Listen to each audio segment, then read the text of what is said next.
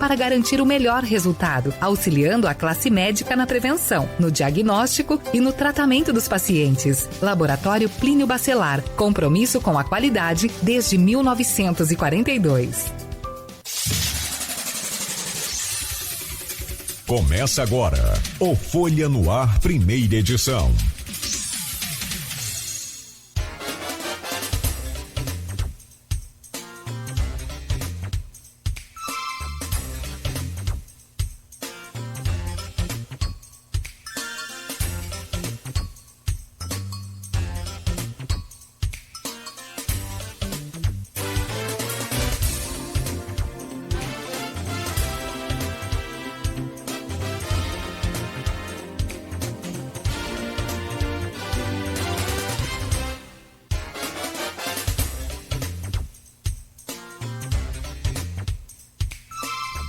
Sexta-feira, dia 14 de abril de 2023. Começa agora pela Folha FM 98,3, emissora do Grupo Folha da Manhã de Comunicação, mais um Folha no Ar. Hoje, sexta-feira, dia 14 de abril, já estamos ao vivo no Face, ao vivo no YouTube, no Instagram, na Twitch TV. Daqui a pouco esse programa estará editado em podcast, em todas as plataformas, e logo mais às 17 horas tem reprise também deste programa na Plena TV, que também é emissora do Grupo Folha da Manhã de Comunicação. Hoje o Instituto Nacional de Meteorologia prevê um dia quente para Campos, mais um dia quente. Ontem esquentou em relação ao início de semana. A temperatura hoje máxima chega a 33 graus, a mínima é de 22. E com poucas nuvens não há previsão de chuva para hoje. O Instituto Nacional de Meteorologia também não prevê chuva nem para o sábado e nem para o domingo. A temperatura agora, aqui no centro da cidade, é de 24 graus. No programa de hoje, com o Rodrigo Gonçalves da bancada, vamos conversar com a Aspásia Camargo.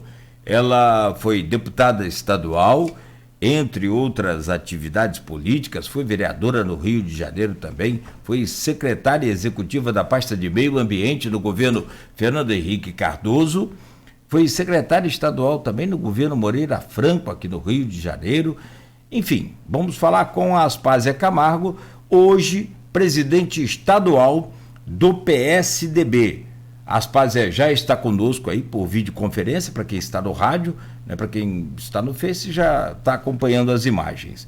Ela vem para falar sobre a reorganização do diretório do partido do PSDB no estado do Rio de Janeiro, e os reflexos aos municípios, por exemplo, Campos, pretensões eleitorais e contribuições do partido ao desenvolvimento do estado, e ainda uma avaliação dos governos Castro e Lula. Daqui a pouco a Aspásia já está conosco, então vamos trazer essa conversa e ela também comenta sobre o seu livro, que fala sobre a questão importantíssima que é do saneamento. Vamos conversar com a Aspásia Camargo em instantes. Antes, só as manchetes aqui do portal folha1.com.br, no oferecimento de Proteus, serviços de saúde e medicina ocupacional, qualidade certificada ISO 9001-2015, Unimed Campos, cuidar de você, esse é o plano. Laboratório Plínio Bacelar e vacina Plínio Bacelar, agora com o aplicativo do Laboratório Plínio Bacelar, ficou mais fácil acompanhar resultados de exames, marcar atendimento e tudo. Pode baixar o aplicativo aí para você, né, se atualizar com todas as vantagens do Laboratório Plínio Bacelar. Manchetes do portal folha1.com.br. Estudante apreendido em Campos com um facão, machado e coquetel Molotov. Adolescente e o material apreendido foram encaminhados para 146-DP, que investiga o caso. Reunião sobre segurança nas escolas de Campos traz alerta sobre fake news. MP abre inquérito para apurar ameaça ao direito à educação em Campos. O município diz que adotou medidas contra eventuais atos de violência. Corpo da ex-primeira-dama Zaira Barbosa, sepultado no cemitério do Caju com homenagens. Dona Zaira, esposa do saudoso Zezé Barbosa, ex-prefeito de Campos, e vó do ex-prefeito também Rafael Diniz, faleceu ontem pela manhã, dormindo em sua casa. Nossas condolências, nossos sentimentos e pêsames a todos os familiares e amigos da família, né, pela passagem de Dona Zaira Barbosa. Vladimir inaugura escritório social nesta sexta-feira. A Prefeitura divulga a programação do desfile dos Foliões 2023 em Campos. É como está sendo chamado o carnaval agora. Atores pornôs suspeitos de extorquir o homem em Macaé são presos. Funcionários dos Correios da Rocha Leão decidem paralisar atividades.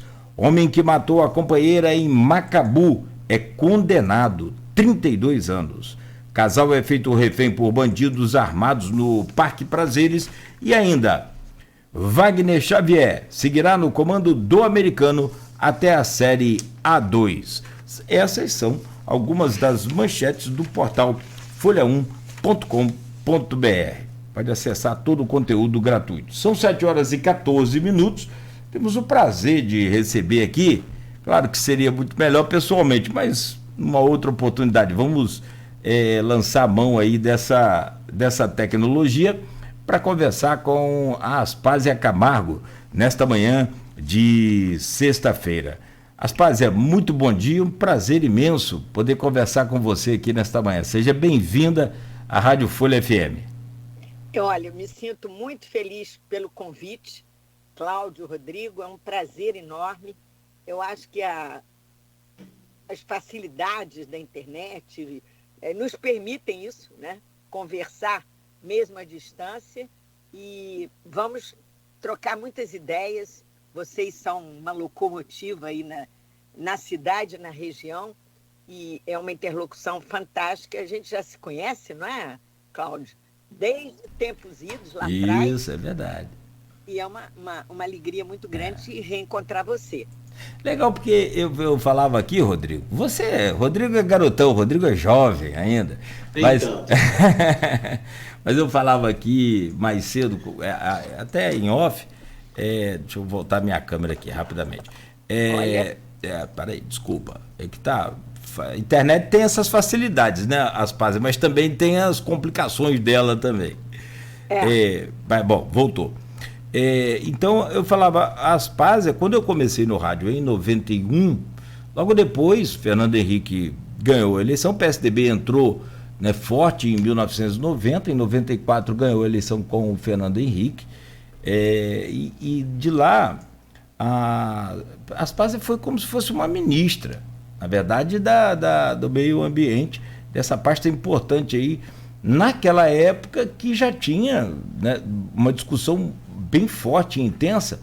Talvez hoje, né, a Aspásia é muito mais intensa, muito mais produtiva, dando mais resultado, mas naquela época você também já revolucionava ali a pasta. Deixa eu trazer o bom dia. Eu quero só lembrar você, porque essas coisas se perdem, né, no tempo, né? Na verdade, foi no governo Fernando Henrique que surgiu o desenvolvimento sustentável, que hoje está bombando em todos os lugares.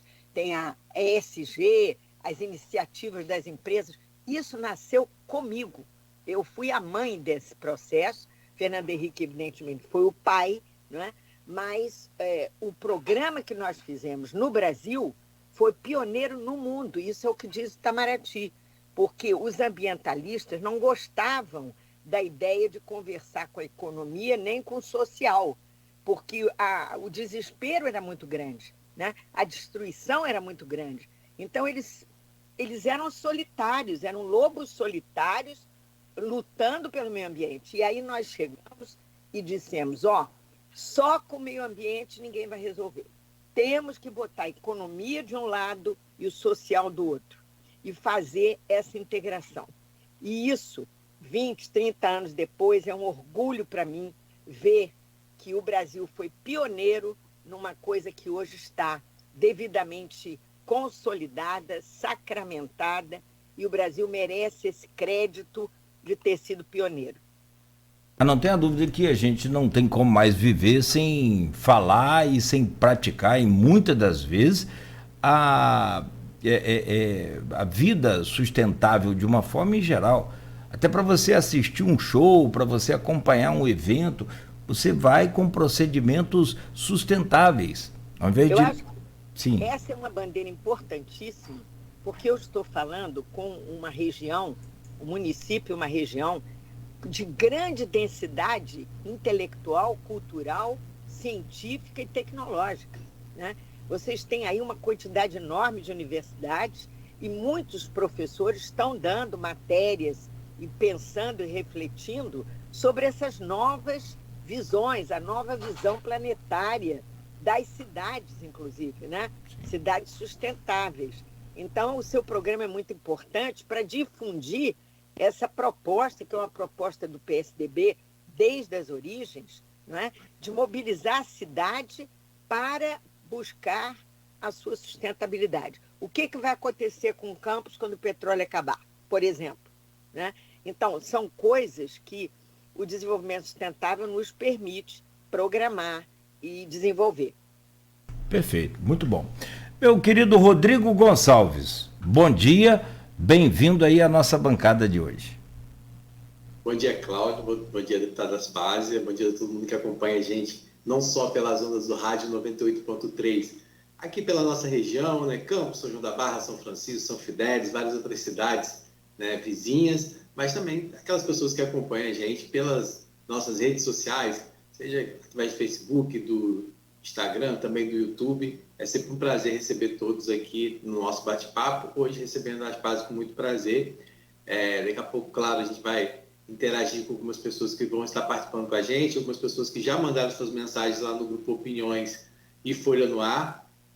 Registrar, né, os nossos pêsames à família do ex-prefeito Rafael Diniz, né, pela partida da sua avó, a Zaira, e inclusive o ex-prefeito publicou agora há pouco no grupo lá Opiniões, que também é o grupo desse programa, no WhatsApp, né, o agradecimento dele em nome da família, né, por todas as mensagens de carinho pelo falecimento da sua avó.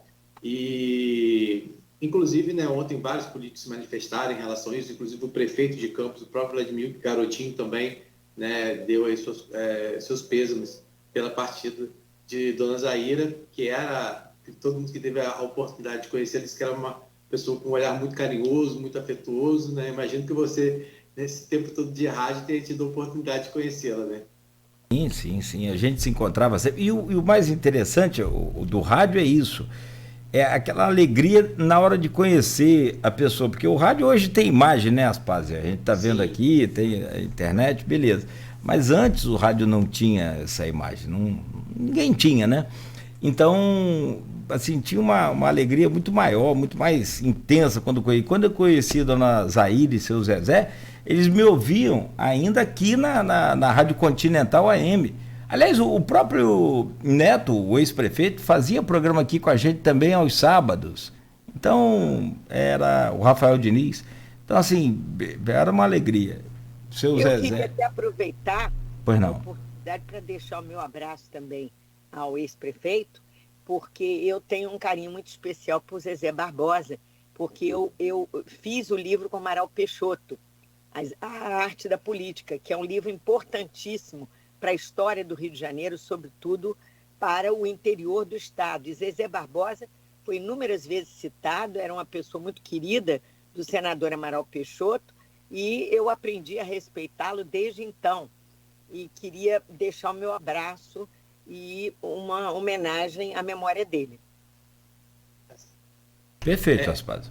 Sim, Rodrigo. E agradecer a Aspásia, né, por ter aceitado o nosso convite. Eu sei que ela está nesse desafio aí de reestruturação do PSDB, e é uma reestruturação que vai muito além da conjuntura da negociação política, mas vai também da questão da reestruturação financeira, é realmente reorganizar o partido, colocar o PSDB de novo num espaço de destaque, né, que o partido, não só pelo peso da sigla tem, mas por ter tido políticos de grande referência, né, também no estado do Rio de Janeiro.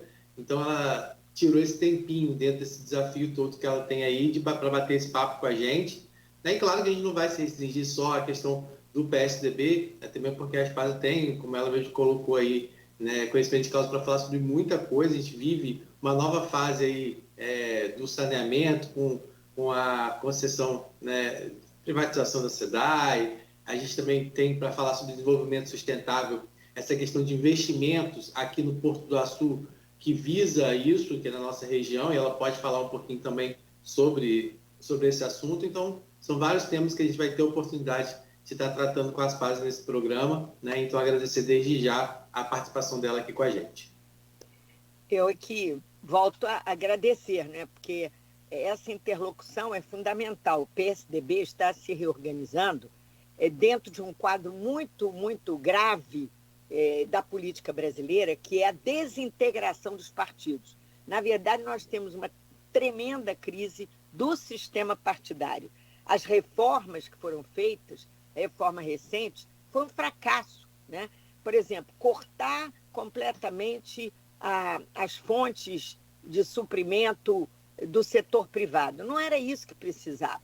Nós precisávamos restringir os exageros e os excessos, né? Não é razoável que um candidato, seja ele vereador ou prefeito, candidato a prefeito ou a governador ou a presidente da República, receba um caminhão de dinheiro de empresas pedindo favores. Isso tinha que acabar. Mas agora nós caminhamos no sentido contrário. Os partidos estão riquíssimos e eu quero falar sobre isso. É importante. E esse dinheiro levantou a cobiça das lideranças. Hoje, a luta está dentro dos partidos para ver quem é que vai abocanhar o controle dos recursos que vão ser distribuídos pelos candidatos. E muitos candidatos têm me procurado e dizendo que foram perseguidos, que não receberam recurso algum e também não podem arrecadar, né, dos seus familiares, sobretudo dos seus apoiadores. E isso está criando um constrangimento muito grande. Nós estamos oligarquizando os partidos. E mais, eu quero dizer a vocês que aqueles partidos que fizeram a redemocratização, o PMDB, o antigo PMDB, MDB hoje, o DEM, que era o PFL, ou desapareceram, ou minguaram, ou perderam força. E eles já não eram perfeitos. O PSDB, inclusive, nasceu de uma cisão do PMDB, porque estava descontente com a política do partido. Queria mais técnicos, queria mais responsabilidade fiscal, queria mais protagonismo no programa, né? Então, houve essa divisão. Mas hoje o que nós vemos é que houve uma mutação genética dos partidos. É como se o DNA tivesse sido alterado. E esses partidos de última geração são partidos inorgânicos. Ninguém sabe o que eles querem, não tem programas. E a resposta que nós estamos vendo é dramática, porque os políticos, as lideranças, estão perdidas. Eles ficam como nômades, circulando de um partido para outro, sem saber para onde ir. As brigas se sucedem e ninguém sabe o que eles querem. A população está perplexa. Qual é o programa? O que eles vão fazer? A briga é muito grande. O loteamento político é imenso, né? Desde o plano federal até o plano estadual e municipal, é uma verdadeira praga. Porque como é que nós vamos aplicar o desenvolvimento sustentável se nós não temos uma integração entre as secretarias, uma integração dentro dos governos, porque o loteamento divide a política em vez de unir em torno de um prefeito, de uma liderança importante. Então, eu acho que a crise partidária é que é responsável por essa situação. Mas o PSDB tem marca, ele tem garra, ele tem um passado e um presente, né? Grandes lideranças, Eduardo Leite, por exemplo, foi sacrificado aí no meio dessa crise, mas ele é ele é uma grande liderança. Imaginem vocês que ele saiu do governo e voltou, concorreu à eleição e ganhou, né? Quer dizer, um grande líder, jovem. Eu acho que é com jovens, viu, Rodrigo? Homenagem aqui a você, me dirigindo a você, eu me dirijo aos milhares de jovens. O partido, o PSDB, hoje está aberto aos jovens, às lideranças que estão descontentes, e eu não quero aqui tocar em problemas muito polêmicos, mas vou tocar, né? Essa crise nas escolas, esse profundo descontentamento, essa violência que está emergindo, só não vê quem não quer. Os jovens estão fora do poder, eles estão vendo essa bacanal da política brasileira, né? Assim, que não passa por eles, porque eles estão desempregados, estão indo para os Estados Unidos, para Lisboa, para outros lugares, porque aqui não encontram um caminho. E eu estou me dirigindo ao Brasil profundo, que é essa região magnífica, que tem uma história de mais de 3 séculos, né? Que história é essa que vocês têm? Incrível, que começa com os goitacazes, que agora nós estamos querendo resgatar. Cadê a memória goitacás aí de vocês, que a gente precisa resgatar? Onde estão eles, os bravos guerreiros que foram... eles foram completamente disruptivos, né? Porque não aceitaram o prato feito que queriam dar a eles, né? Mas hoje, como você disse, tem o Porto de Açu, tem o petróleo que vai acabar, mas está aí ainda. O que a gente está fazendo com isso? Tem uma enorme comunidade tecnológica instalada em Campos. É o maior município do Rio de Janeiro. Meu Deus, que coisa incrível. Território é tudo que todo mundo quer. Você sabe que os alemães fizeram uma guerra mundial por causa de território. Mas aqui no Brasil nós temos território. Vocês têm território, né? E eu outro dia li, inclusive, é uma região limítrofe, mas o Parque do Desengano, gente, o turismo da astronomia, olhar para as estrelas, descobrir as estrelas, e eu fico maravilhada que vocês têm um farol aí de Eiffel. Quem fez o farol foi Eiffel, antes da Torre Eiffel, antes da Estátua da Liberdade. Este grande engenheiro revolucionário na sua época, com tecnologia totalmente disruptiva, pousou em Campos. Que história é essa que ninguém conhece? Então eu digo a vocês, humildemente eu estou aqui para dizer que quero aprender muito com vocês, quero homenagear essa cidade incrível, extraordinária, e quero dizer a vocês que a próxima campanha eleitoral vai ser de empoderamento dos municípios. Eu sou federalista, pratico o federalismo e acho que o município é o Atlas que carrega o Brasil nas costas. Agora estão querendo roubar do município o ISS, os impostos, para transferir para o governo federal. Será que o governo federal merece isso aí? Eu sei que há um esforço muito grande, que eu até escrevi muito sobre isso, participo da reforma tributária, mas, sinceramente, essa reforma tributária tem que ser também uma reforma fiscal. Isto é, nós temos que dar ao município aquilo que ele merece, porque ele só vem recebendo novas competências. A saúde perdeu dinheiro federal, quem é que paga a conta? O município. A educação não vai bem, o ensino médio não vai bem, o município vai assumindo. E Campos é pioneiro no Brasil nas escolas técnicas, que hoje são faladas como uma grande novidade. Então, gente, eu acho que Campos tem muita coisa também para ensinar o Brasil. Essas escolas que vocês têm aí valem ouro, né? Tem que multiplicar, aquilo que é bom, vamos fazer mais. Não precisa inventar novidade para que a vida das pessoas melhore, né? E uma coisa também que me impressionou muito em Campos e que o PSDB gostaria de saber mais, de se envolver mais, é que vocês foram um grande hub ferroviário. E isso se perdeu na bagunça. E, vamos dizer, no campo dos interesses escusos do Brasil, né? uma estrada de ferro, que eu acho que era Leopoldina, se não me engano, e que foi se perdendo por aí. E eu sou uma revoltada, eu sou uma amiga de Campos natural, porque eu estou há 20 anos berrando contra essa situação inacreditável que é não ter uma estrada decente para a capital do petróleo. Essa estrada, você leva 5 horas para chegar à capital. Em São Paulo, com a revolução que foi feita no interior de São Paulo, São Carlos, que levava mais ou menos o mesmo espaço de tempo, né? Era longe, eram 6 horas, se não me engano, de distância para a capital. Eles fizeram uma autoestrada alemã, de padrão alemão, que é o que a gente precisaria aqui, e estão fazendo em 2 horas e meia, né?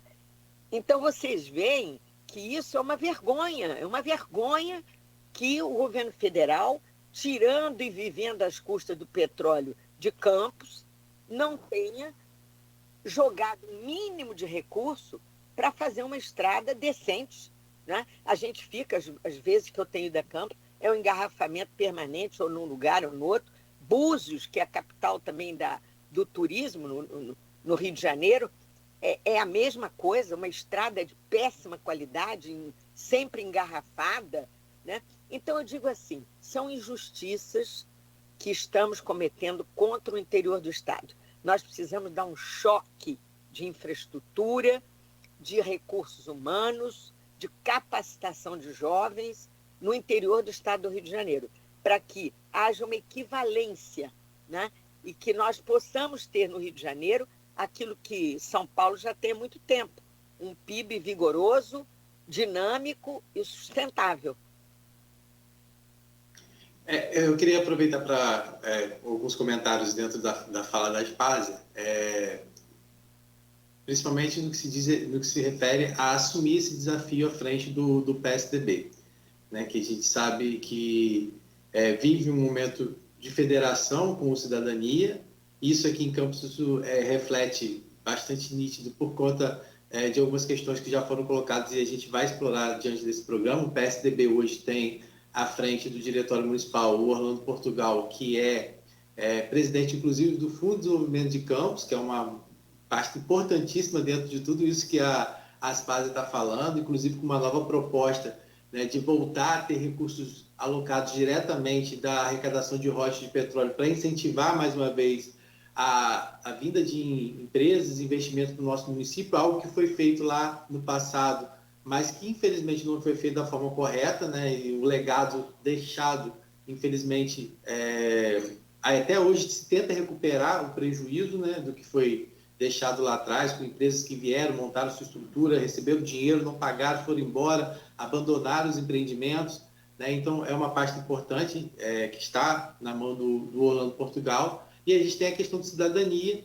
que é o partido do ex-prefeito Rafael Diniz, né? Então, a gente tem hoje o PSDB na base do prefeito Vladimir Garotinho, inclusive falando sobre a possibilidade da reeleição dele, de estar apoiando, né, a reeleição dele. E, por outro lado, nós temos o Cidadania, que nessa federação claro, oposição aí ao prefeito. Então, é uma coisa que em Campos está bem nítida, essa questão dessa federação, né, e o que isso vai implicar. E depois a gente pode perguntar às Aspásia como é que fica isso no Estado de forma geral, a relação do PSDB e Cidadania. Mas também queria falar, como ela falou, em relação à questão de recursos partidários e pessoas que estavam no partido não receberam recursos, e a gente sabe que isso é muito nítido, principalmente em relação às mulheres. E ter hoje uma mulher à frente, né, da presidência estadual do PSDB, isso também é muito emblemático e importante, né, porque a gente sabe que, infelizmente, pela questão da cota, que é obrigatória, e nessa eleição, por exemplo, municipal, tem a questão, né, de pelo menos 8 tem que ser do gênero contrário. Então, se você tem 18 homens, você tem que ter 8 mulheres, ou se você tiver 18 mulheres, você tem que ter 8 homens, né? E a gente sabe que muitas vezes as mulheres elas são convidadas a estar na discussão política simplesmente por cota, para atingir a cota, né? E esse não é de forma alguma, né, o que se espera, né, de uma mulher na política. E a Aspásia está na frente, queria primeiro que ela falasse um pouco sobre esse panorama, né, de como é aceitar esse desafio, falar da relação dela com o PSDB, como surgiu o convite e como ela vê essa questão da participação da mulher na política, o espaço da mulher na política. Bem, eu acho assim que o PSDB do Rio de Janeiro foi muito maltratado, né? Porque tivemos várias intervenções, o PSDB já vinha sofrendo, como eu disse, as consequências de um sistema partidário que estava se esfacelando, né? E no Rio de Janeiro a situação foi particularmente penosa, porque nós tivemos várias intervenções da Nacional que só agravaram o problema, né? Porque, na verdade, nós estávamos muito tutelados por São Paulo, né? Era o governador Dória que estava elegendo praticamente os nossos dirigentes, e isso acabou não dando certo, porque o partido foi perdendo aquilo que o pouco que tinha desapareceu. Mas eu quero dizer a vocês que não é só o PSDB que perdeu coisas. Vocês reparem que dentro, por exemplo, da Câmara Municipal do Rio de Janeiro, na própria Assembleia, é uma fragmentação partidária. No governo federal, no Congresso Nacional, você vê que os partidos estão divididos em pequenos pedaços, né? E pequenos pedaços que não se comunicam. Você falou agora de cidadania, o PSDB tem uma relação maravilhosa com cidadania. Eu mesma estou no conselho da Fundação do Cidadania, né? Então, vocês vejam a que ponto as coisas funcionam bem entre nós, né? Eu acho que, do ponto de vista ideológico, programático, nós temos muitas afinidades profundas até. Agora, o que está faltando é que, como os partidos foram descaracterizados, né, e a dança das cadeiras e as alianças políticas foram agravando isso tudo, nós temos que agora amarrar os cacos, né, e dizer o seguinte: o que eu quero fazer? Porque o que une um grupo político é a sua vontade de fazer alguma coisa. E com quem ele vai fazer? Por isso que eu estou me dirigindo aqui aos jovens, estou me dirigindo aos professores, aos estudantes, enfim, às forças vivas, à mídia, né, às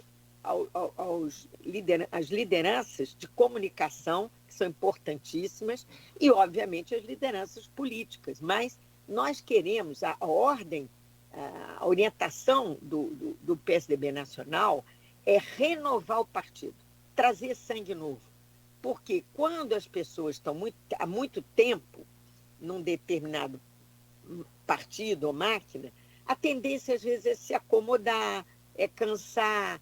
Mas, mesmo assim, eu quero dizer a vocês que mal eu sentei na cadeira, isso não tem nem 2 semanas, o número de tucanos que estão voltando ao ninho, e um membro ilustre do Partido em Campos costuma dizer assim: as borboletas vão voltar para o quintal, para o jardim. Então, eu acho muito bonita essa imagem das borboletas voltando para o jardim, né? Muitas pessoas desgarradas que começaram a estranhar o partido ou a perder a identidade com o partido, às vezes até foram sacrificados nesse processo todo, estão voltando. Mas o principal é trazer sangue novo, né? Sangue novo que entenda que o Brasil precisa de reformas. Nós, brasileiros, estamos perdendo enormemente posição. Vocês sabem disso. Nós fomos a 6ª economia do mundo lá atrás, no fim no regime militar. Hoje estamos em 12º.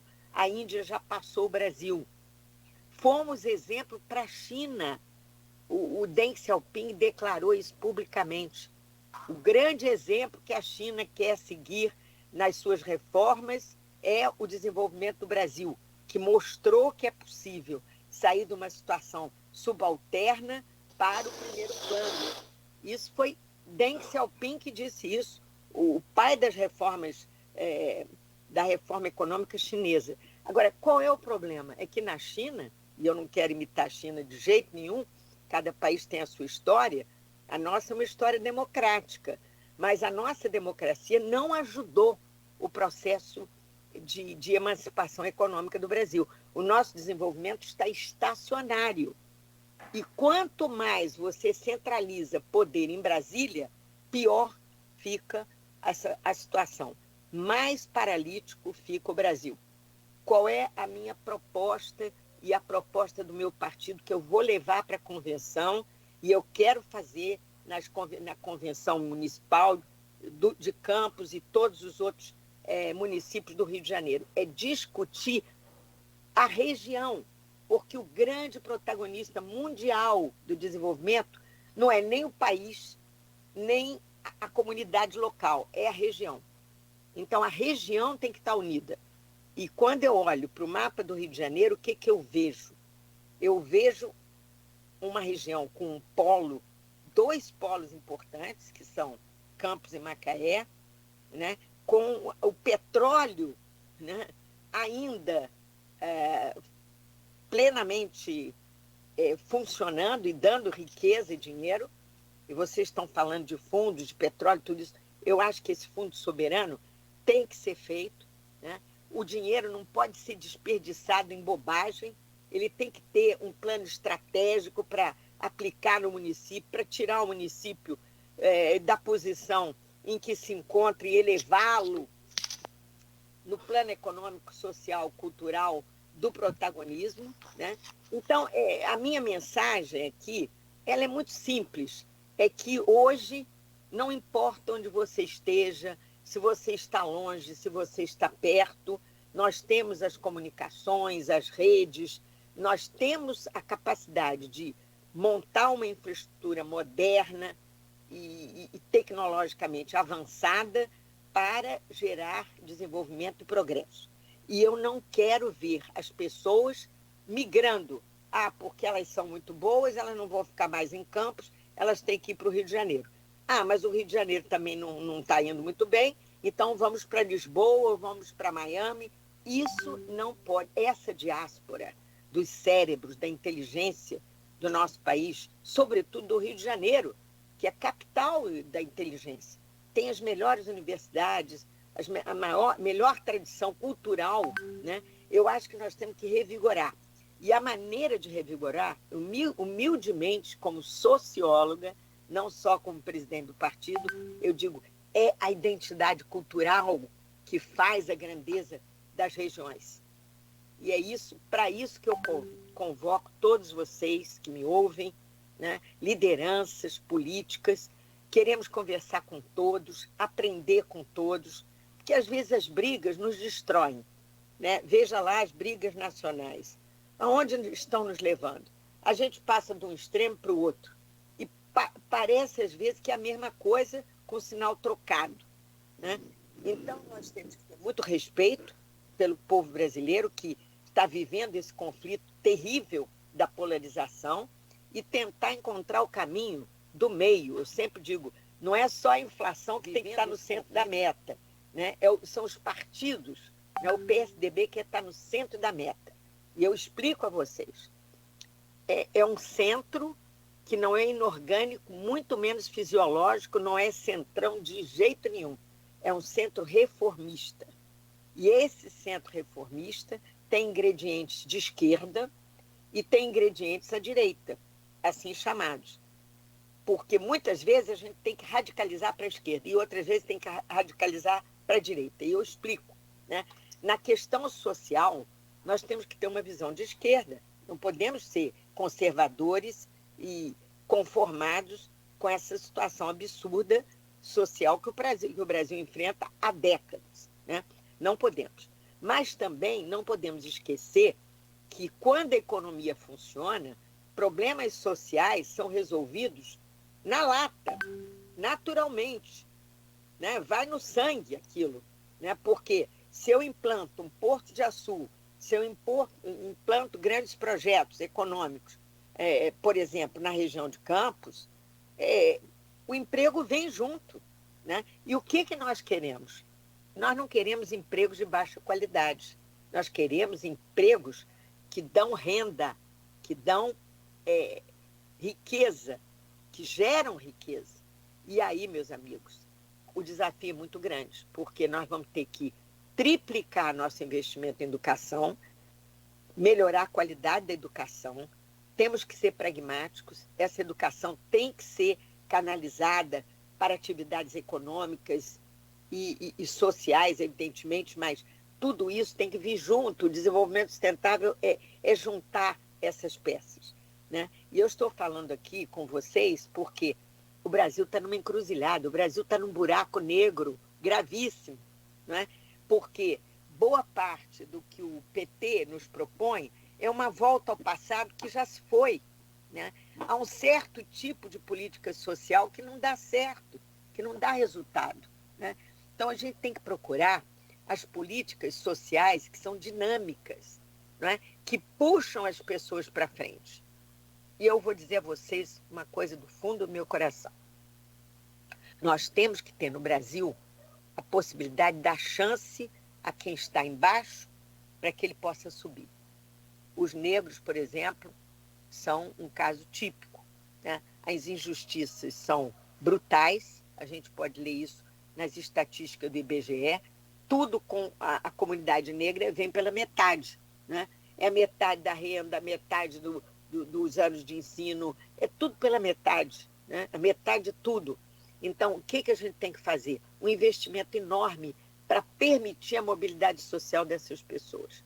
Mas, às vezes, a gente tem a impressão que a tradição do PT é um pouco assim, acomodada. Não, os pobres são pobres porque o Estado é que tem que salvar. Não é o Estado, é a economia que tem que salvar, né? E, logicamente, o Estado, eu tenho me batido, Cláudio, todos esses anos, 30 anos, pela reforma do Estado. Porque o nosso Estado, cá entre nós, tem cara de século XIX. É um Estado muito velho, muito, inclusive, decrépito a essa altura da vida, né? O governador ou o prefeito pode mandar o que ele quiser, mas a máquina funciona sozinha, tem bons funcionários, mas são poucos. Nós temos que capacitar e integrar mais funcionários de alto nível, né, para poder mudar a qualidade das políticas, que está toda comprometida. Isso que me preocupa, porque o mundo está fazendo uma revolução sem precedentes. Eu fui à China várias vezes, conheço bem aquilo lá, né? Vocês não acreditam o que é hoje andar por Xangai, Pequim. Você tem uma classe média rica, próspera, né? Mas você tem também uma vigorosa economia, que é campeã mundial. Então, sem isso, sem o desenvolvimento, não vamos para frente. E com o Estado velho, anacrônico, patrimonialista, vivendo de trocas de favores, como é que nós vamos fazer essa revolução tecnológica que nós precisamos para entrar verdadeiramente no século XXI? Aspásia, a gente... Mas eu não falei das mulheres, né? Sim, isso eu pedi para você falar e falar também sobre um pouquinho mais sobre essa relação, porque é uma pergunta que está lá no nosso grupo. A gente tem um grupo onde algumas pessoas dão sua contribuição, né, com perguntas para a nossa entrevista, né?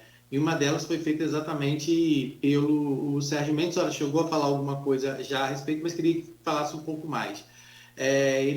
O Sérgio Mendes, que também foi prefeito aqui de Campos, né, e eu acho que é da cidadania aqui no município, e ele pergunta como se dará, boa noite, como se dará a relação, no caso ele colocou ontem à noite essa pergunta, como se dará a relação do PSDB com cidadania nas eleições dos 92 municípios do Estado em 2024, uma vez que estão federados.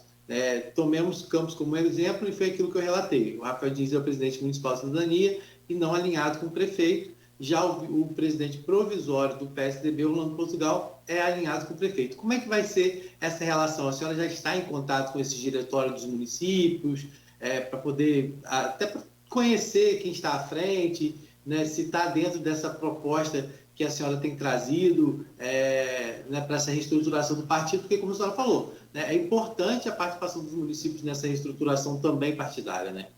Exatamente. Bom, voltando às mulheres, eu concordo com tudo que você disse. Eu acho que as mulheres foram carne de canhão aí, foram vítimas, né, até dos benefícios que elas receberam.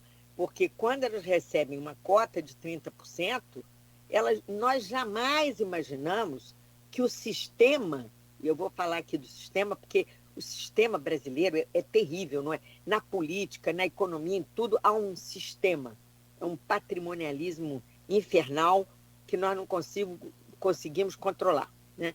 Então, as mulheres foram vítimas do patrimonialismo eleitoral. Por quê? Imediatamente, os homens fizeram um cálculo, tem uma cota de 30%, então arrebanham mulheres, né?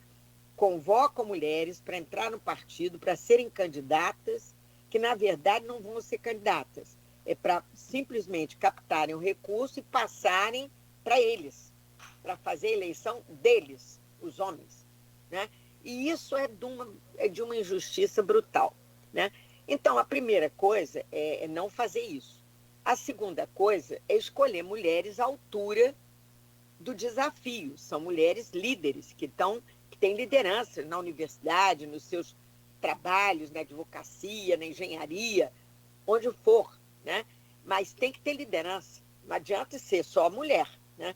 Mas essas mulheres, eu tenho muita confiança, sabe, Rodrigo? Porque por onde eu passei na minha vida, eu vi que quando o desafio é muito grande e os homens, às vezes, desanimam ou simplesmente ignoram as mudanças, as mulheres abraçam.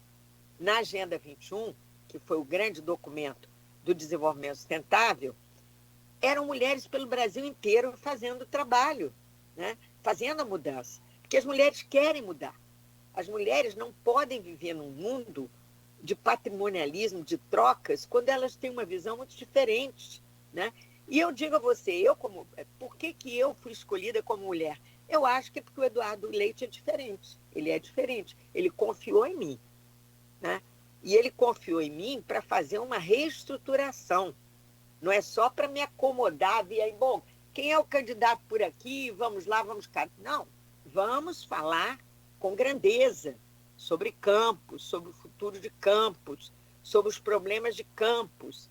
Vamos juntar as lideranças, conversar com as pessoas para poder escolher um rumo, né? O rumo pode ser o mais diverso. Nós temos com Cidadania um diálogo permanente. Eu sou amiga do Conde Bittencourt, é um grande líder, é um homem que conhece profundamente e milita na área da educação e tudo mais. Então, nós temos uma enorme afinidade, né? Mas é preciso que a gente honre o nosso passado e as nossas raízes, né? Para não ficar aí à deriva nos braços de um e de outro sem saber para onde vamos, né? Então, é preciso saber para onde vamos. Como eu disse, a linha mestra é centrar no centro, é meta de centro, com incursões à direita e à esquerda. Direita, entre aspas, né? Você sabe que eu vou defender essa tese na grande convenção do partido, que nós temos que abraçar a economia social de mercado, que sempre foi inspiração de Franco Montoro, da democracia cristã alemã, e que não tem nada a ver com o neoliberalismo, que o PT critica, eu critico também, mas também não é a tal social-democracia que já foi embora. A social-democracia era uma burocracia danada, o Estado controlando os recursos, distribuindo o capital e os sindicatos se entendendo. Não há mais isso, né? O que há agora é uma tremenda corrida pela tecnologia e pelas mudanças. Então, isso aí dito, o que quer dizer? Nós vamos abrir as conversas, estou abrindo aqui com vocês, quero dizer, né? É até uma coisa bem interessante, porque se eu conversar dentro de um circuito fechado do partido, às vezes eu posso ter 3 ou 4 pessoas e ficar eu mesma confinada naquela âmbito familiar ali fechado, né? Mas eu, abrindo o debate com vocês, eu estou fazendo uma coisa muito maior, né? Eu estou ouvindo, olha aí, eu estou ouvindo o Sérgio, eu estou ouvindo todo mundo que quer falar comigo, quer perguntar. E essas pessoas, eu convido essas pessoas a vir a uma conversa. Eu vou estar aí, eu não sou como os outros, né? Eu vou estar presente porque eu amo isso que está aí, esse patrimônio histórico. Eu sou uma historiadora, então quando eu vejo a identidade que vocês têm meio submersa aí, mas nem sempre, porque, vejam só, Campos é muito atuante politicamente. Eu diria até que é belicoso. Tem um lado goitacás aí de vocês que Deus me livre, vocês brigam mesmo. As brigas políticas, eu não quero estar nessas brigas, eu quero estar na solução.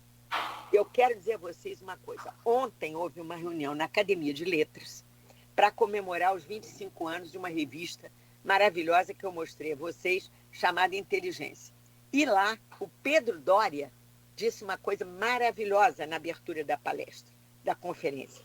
Ele disse o seguinte, que as redes sociais são grandes formas de amplificação da praça pública. Agora o povo inteiro participa disso, desse debate. Isso significa que é bom, né? Porque nós saímos do confinamento, das elites e tudo mais, todo mundo dá palpite, etc. Mas, segundo ele, criou-se, e nós sabemos disso, uma grande cisânia, né? Uma briga infernal, as disputas, as divergências, por conta desse caos, né? Desse sistema caótico que é a rede social. Então, ele fez a seguinte pergunta. O caos está criado, os algoritmos contribuem para agravar as divergências, e agora o grande desafio da rede é como é que nós vamos produzir o consenso. Então, eu estou aqui para dizer a vocês, humildemente, que como socióloga, como presidente de um partido que tem tradição na área cultural, na área da tecnologia, do funcionalismo de alto nível, né, que pensa as políticas públicas, que tem realmente um legado enorme, né, que ele ofereceu ao Brasil, que esse partido está de volta para poder conversar com as lideranças e poder aprender com elas, né? Trazer a sua mensagem, que é uma mensagem clara para mim. Eu sou eu mesma emissora de mensagens dentro do partido, estou na Executiva Nacional, mas eu quero beber da sabedoria das lideranças. E quero dizer o seguinte, Campos é o cão chupando manga, porque, olha lá, vocês elegeram 2 governadores, aliás, a garotinha 2 vezes, né, a Rosinha, e, se não me engano, enfim, o garotinho uma vez, sim, né? Sim. Então, 3 mandatos. Hoje temos o presidente da Alerj, isso aí. Do lado contrário, a Assembleia Legislativa. Valha-me Deus.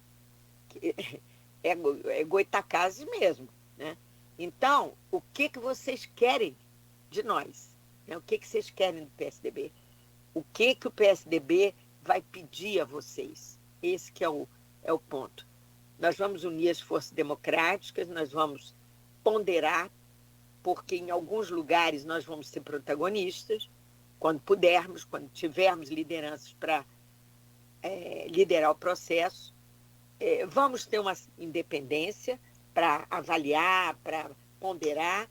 Não queremos briga, não é o nosso destino, é o contrário, é procurar o consenso, mas nós queremos sim participar desse processo de construção do nosso Estado, porque a minha mensagem aqui é muito importante. O Rio de Janeiro foi o mais injustiçado dos estados da Federação Brasileira.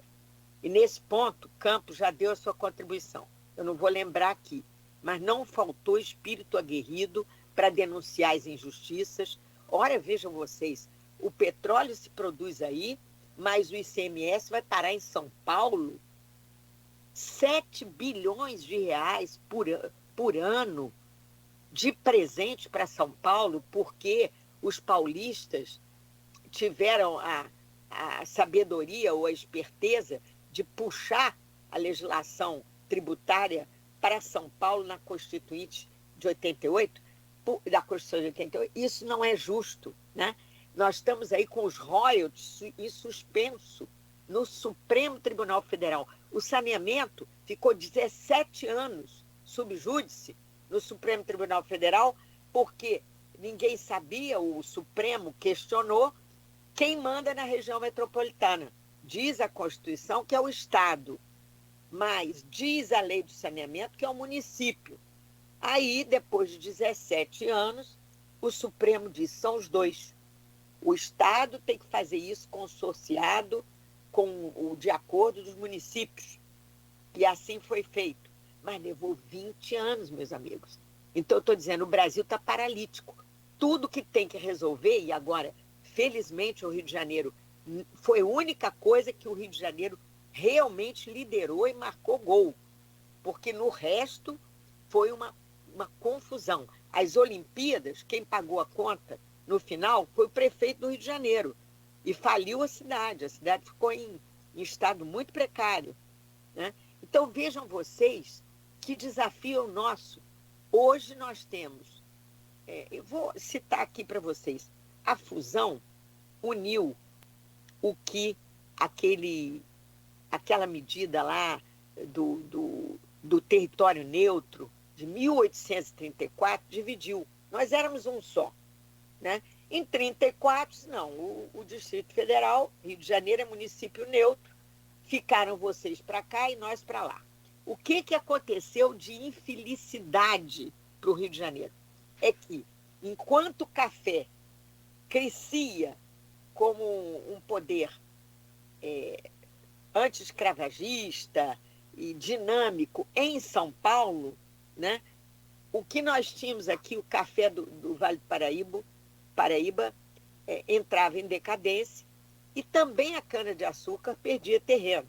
Acabou sendo assassinada pelo Delfim Neto em favor de São Paulo, né? Então, nós tivemos, em 1980, esse golpe certeiro. Aliás, o Delfim fez várias maldades com o Rio de Janeiro. Uma foi essa, outra foi tirar também a Bolsa, aproveitar o Nas Narras e levar a Bolsa para São Paulo. A nossa era muito melhor do que a de São Paulo e ninguém reagiu. A nossa elite não reagiu. Por isso que eu digo, um lado Goitacazes na elite do estado do Rio de Janeiro vai fazer muito bem.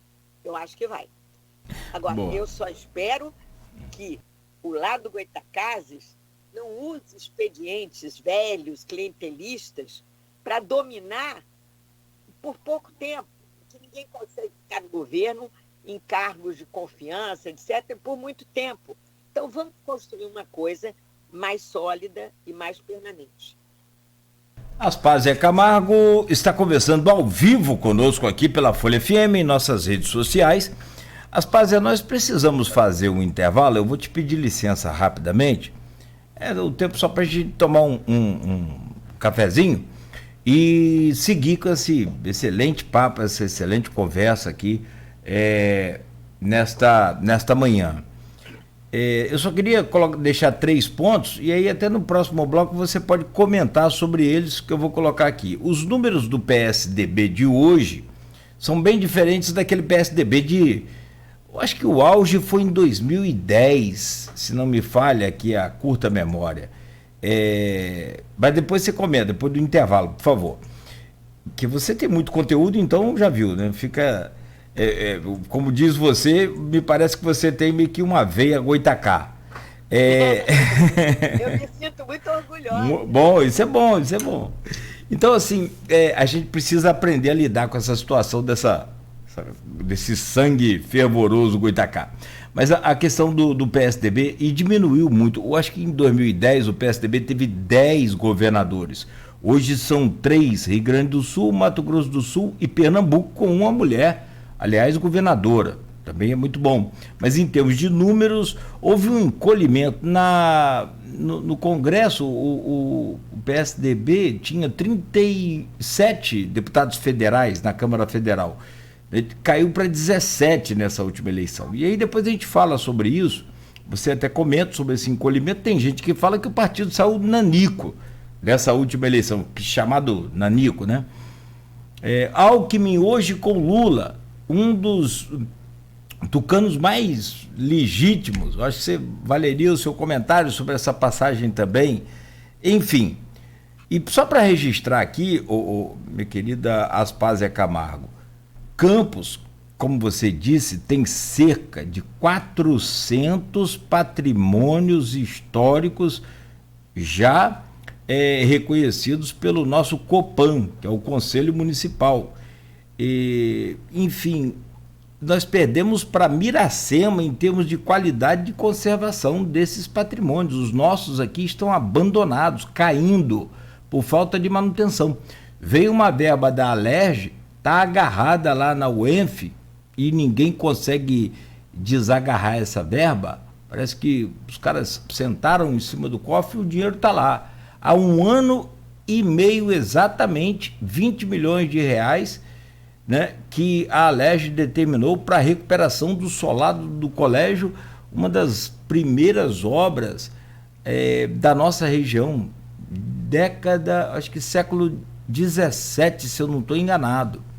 Então nós temos uma riqueza histórica fantástica. E só para concluir, não temos 1 da história de Campos na grade curricular desse município. Não dá. Eu não consigo. Depois você me dá a sua opinião. Eu vou dar. Daqui a pouco sobre isso. Eu brigo muito, eu luto muito por essa questão. Minha esposa é professora da rede municipal e, infelizmente, não tem 1, então eu não sei que dia que nós vamos saber reconhecer um solar dos Arizes, a importância que ele tem para a gente, um solar do colégio, onde está hoje o arquivo público. Se perguntar às crianças, elas não sabem, até porque não estudaram. Então, se eu não estudei, evidentemente que eu não vou saber. Teve época aqui que a gente estudava a história de Curitiba, lá no Paraná. Enfim, 8h09, nós vamos voltar aqui com a Aspásia Camargo, a seguir, dentro de instantes, no Folha no Ar, que hoje tem o Rodrigo Gonçalves da bancada com a gente aqui ao vivo também, no Face, YouTube, Instagram, na Twitch TV. Você pode inclusive interagir com a gente aqui, lá na página do Face, e a gente volta em instantes. O oferecimento é de Proteus, Unimed Campos, Laboratório Plínio Bacelar e Vacina Plínio Bacelar. Folha FM e Jornal Folha da Manhã apresentam